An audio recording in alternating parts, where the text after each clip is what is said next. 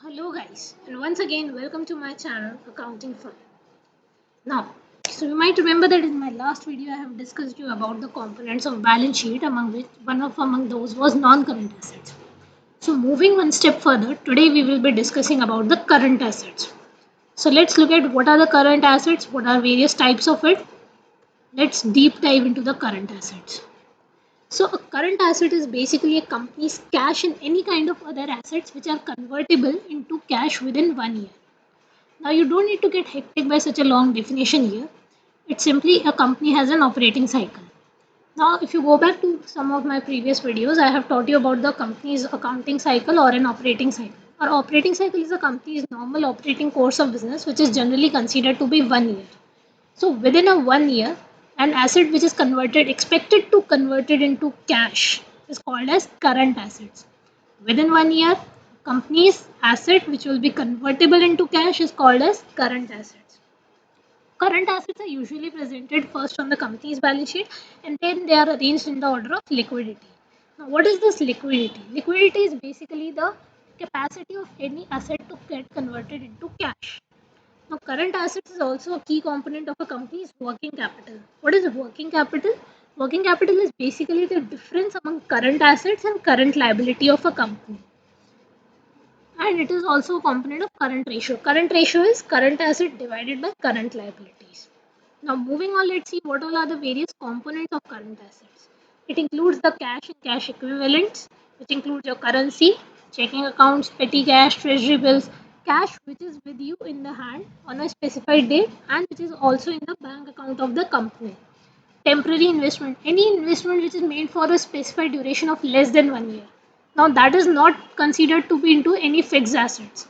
If you are not aware of non-current or fixed assets, you can go back to my previous video, have a look into that, and you can completely understand what are the fixed assets. Accounts receivable. So what are accounts receivable? So sometimes when you sell off your inventory, before this accounts receivable, let me explain you what is inventory. So inventory includes basically any kind of stock that is being held by the company. So sometimes company sold this inventory or this stock directly for cash. Sometimes rather than selling it for cash, they sold it out for some specific on credit. So when they lend it out on credit, there are debtors which are generated. These debtors are parts of accounts receivable basically. And then there are prepaid expenses. Now let us deep down into each of these components. First of all, we will discuss about cash and cash equivalents. So cash and cash equivalent basically refers to anything in the balance sheet of a company that is in the form of a cash available with that company or is it is about to be converted into cash. So it also includes bank cash into the bank and marketable securities. Marketable securities generally includes the treasury bills, debt securities, and these are considered to be the highly liquid. Why? Because they are expected to be convertible into cash within a period of less than 90 days or 3 months. Now, do not confuse yourself with this with the equity. Equity is completely different from this. They have a high holding value and they have a shareholders value.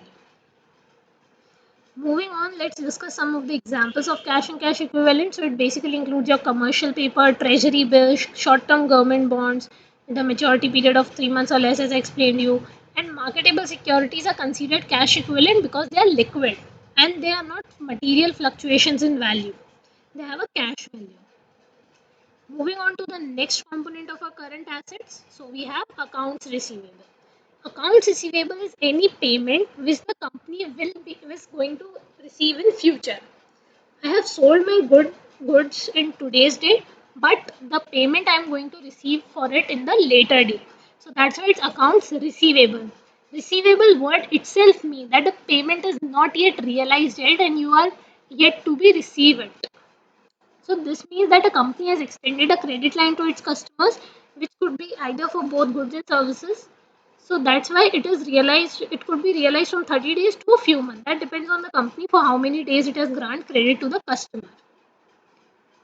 If we look into an example, so let me explain you with this example. A customer has given you. You are a manufacturer, suppose of XYZ Private Limited, and you manufacture tires. So a customer has given you an order of rupees 1 lakh for 100 tires. Now, when you will generate the invoice for that, sale will be recorded, but the payment is not yet received by you.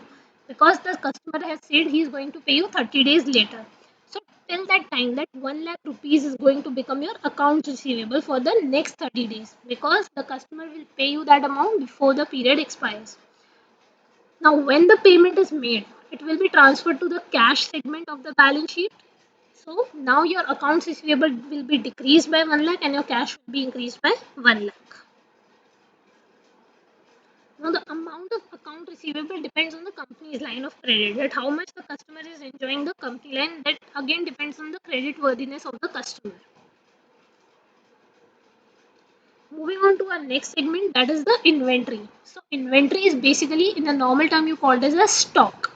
So stock is basically those area of finished goods or goods used in production or any kind of current asset that which is on a company's balance sheet, which will serve as a buffer between manufacturing and order fulfillment. Now there are three categories of inventories. So basically inventories include raw materials, work in progress and finished goods. Raw materials are basically unprocessed materials.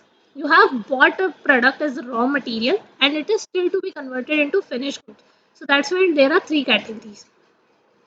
Let me give you an example for this. Suppose you buy an aluminum or steel for the manufacture of cars, or you simply buy a flour. You have a bakery, you buy flour for the production of bread. Now, that if it's still in the flour form, then it's the raw material. When you process it and makes a dough out of it, that dough is work in progress because it's still not completed to become a cake or anything, any kind of bakery product. When you make a finished product out of it, let's say biscuits, cakes, or anything out of that flour, then that is the finished good. Work in progress is basically like anything that is still into the production process. Now, any kind of half assembled airliner, half assembled car, or so, and finished goods are the final output that basically retailers sell this good as merchandise. It could be electronics, clothes, anything that is sold as the final output. These are the three types of inventories basically. Next, moving on, we have prepaid expenses as a category of current assets. Now, prepaid expenses are the part of the expenditure that have not yet been recorded, but they have been incurred, or for that you are being paid in advance. You are paid in advance for that, so that's why it's an asset for you, because in future it is going to generate benefits for you. And prepaid expenses are initially recorded as asset because they have future economic benefits. Remember this term, future economic benefits, and they are expensed at the time when benefits will be realized.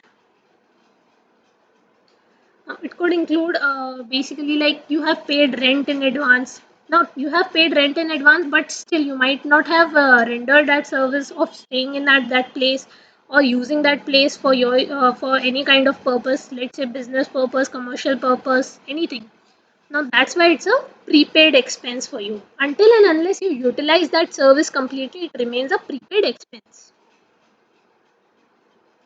So that's all from my side for today. In case you have any queries, do drop in the comment box. In case you didn't understand any concept, do not forget to like, share, and subscribe my channel. Thank you.